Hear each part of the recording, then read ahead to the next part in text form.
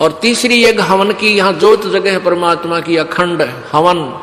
हवन पुण्यात्माओं, जैसे अभी तक आपने देखा ये ऋषि लोग गेर का लकड़ क्यों कह के घर तक जा था, राजाओं ने पटा लिया करते, धनिया ने उन्हें कह देते अच्छा हवन करो, वहां गेर के 2-3 धड़ी लकड़ी और ठोके जा दे लोटे भर घी के स्वाहा स्वाहो पाटो पकड़े। अब उसमें क्या था दोस्त, वो अच्छी बात है हवन करना, लेकिन वो तरीका प्रॉपर नहीं। न्यूकार ने आंधा न्योतर 2 बुलावे, अगर आंधे का निमंत्रण दोगे 2 आवेंगे एक की बजाय।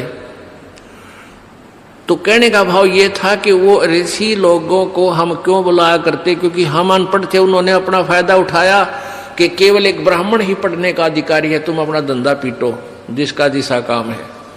परमात्मा ने ये कहा कि देखो भगवान की भक्ति प्रत्येक व्यक्ति कर सकता है और प्रत्येक ही शिक्षित होना चाहिए, ये गलत कर रखा था इन्होंने। तो अब आप सारे शिक्षित हो गए। अब मालिक ने जो खेल खेला है, ये समय इंतजार किया है कि अब अपनी प्यारी आत्माओं को अपनी महिमा में अब बताऊंगा और सारे सबका समझ में आवेगी। अब आप सभी शिक्षित हो गए और सभी को मंत्र ये परमात्मा की वाणी याद होगी। छोटे छोटे बच्चा के पूरी आरती याद हो रही है भगवान की वाणी की। अब एक रुई,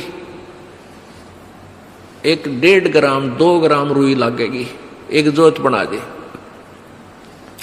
खड़ी जोत लगा दी, उसमें घी डाल दिया जितनी आपकी इच्छा है, 1 कटोरा भर दे, सारे दिन जलाए। तो उसमें वो घी उसमें डाल दिया और हम अपना मंत्र वाणी सुबह नित्यनेम करें, दोपहर रमैणी करें, शाम में संध्या आरती करें, ये भगवान की वाणी भी हम बोलते रहते हैं। तो वो भी हवन हो रहा है। उस लकड़ियों वाले हवन की तुलना में ये हवन श्रेष्ठ है, क्योंकि इसमें आप एक 100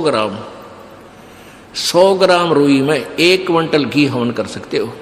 उसमें उसकी जोत न जलन नहीं दे, उसमें डालने जावेगी। 100 ग्राम जोत में 1 क्विंटल घी हवन कर सकते हो आप। और लकड़ियां में 1 क्विंटल घी हवन करने के लिए कम से कम भी 20 किलो तक कम से कम लकड़ी जला देते हो। तो उन लकड़ियों के जलने से कार्बन डाइऑक्साइड अधिक होती है।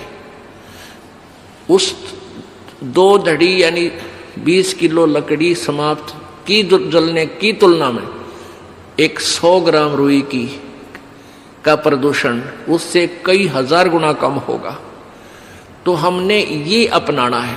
तो हम अपना हवन डेली करें हैं। अब क्या करा करते, कोई मृत्यु होगी, बुलाओ गुरुजी ने और हमारा हवन करियो 2 दिन 4 दिन।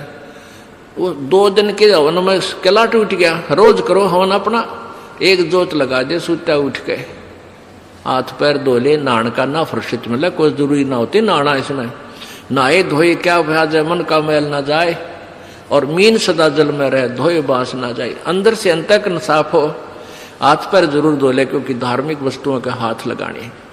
और जोत ला दे, अपना मंत्र करता रहे, काम करता रहे, अपनी आरती बोल ले, जा नित्यनेम भी कर ले, रोटी पोए जा, नित्यनेम चलता रहे। आजकल तो आधुनिक बहुत से उपकरण हो गए हैं, वैसे भी याद हो जाते हैं कुछ दिनों में। और नहीं बैठ कर अपनी किताब लेकर वह पढ़ ले। अब हवन हो गया तो हम अपना काम आप करेंगे, जो बात बनेगी।